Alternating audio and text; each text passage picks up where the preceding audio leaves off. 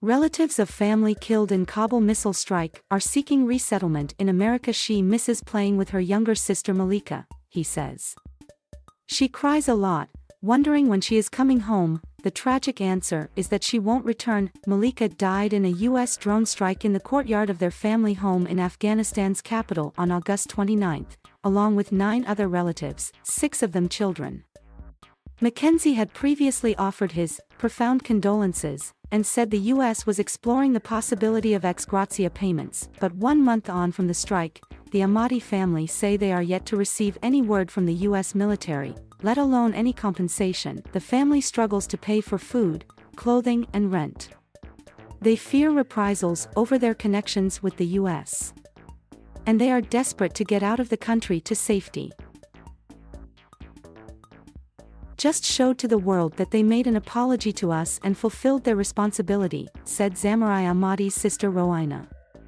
But they don't know what my family is going through, what we were, and what we are now. A ruined family home. The strike has made them vulnerable in more ways than one.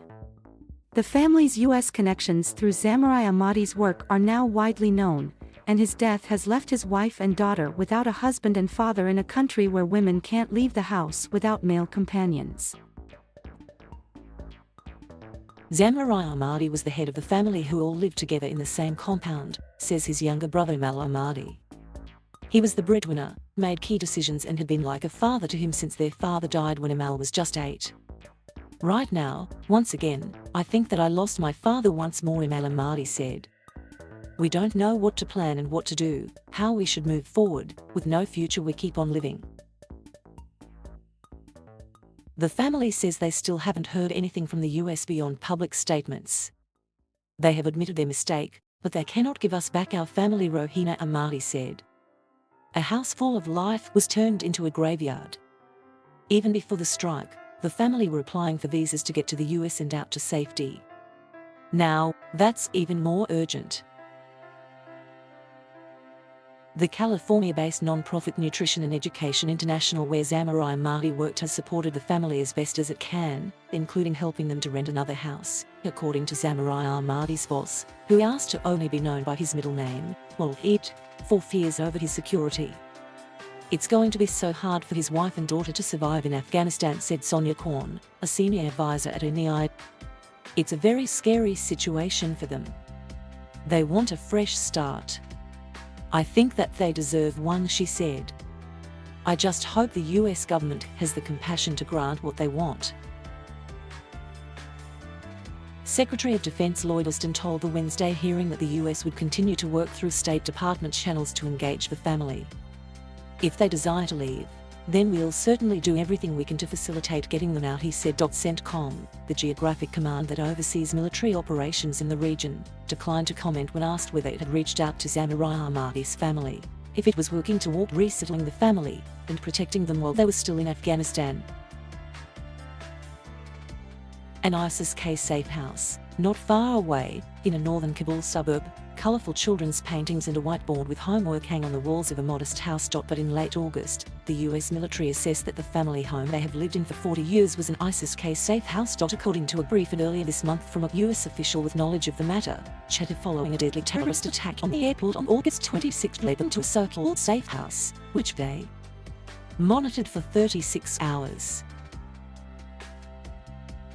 The US tracked Zamarai Ahmadi's car for 8 hours before launching the deadly strike shortly after the car had pulled in at his family compound. In a September 17 press conference, Mackenzie said the compound where Zamarai Ahmadi's car first began being tracked was still assessed as being very definitely associated with ISIS-K.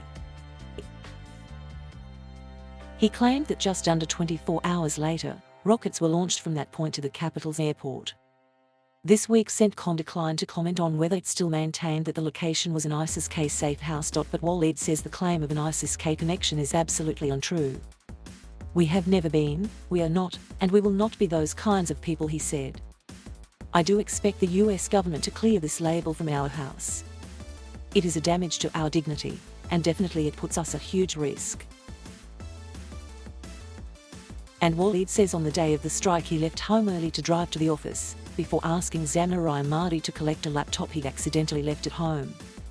US operatives saw Samurai Ahmadi pull into the house, and from that point they tracked his movements. The car's route and frequent stops that day seemed to confirm US suspicions that he was preparing an attack on Kabul airport. They saw Ahmadi and other men loading heavy containers into cars, which the US thought contained explosives. They were later shown to contain water Ahmadi was taking home to his family's compound. The day after missile strike, ISIS-K attempted to fire rockets at Kabul airport. While it says the rockets came from a car parked around the corner from his house, not from his house as the US suggested. Walid has a US green card and desperately wants to be resettled there.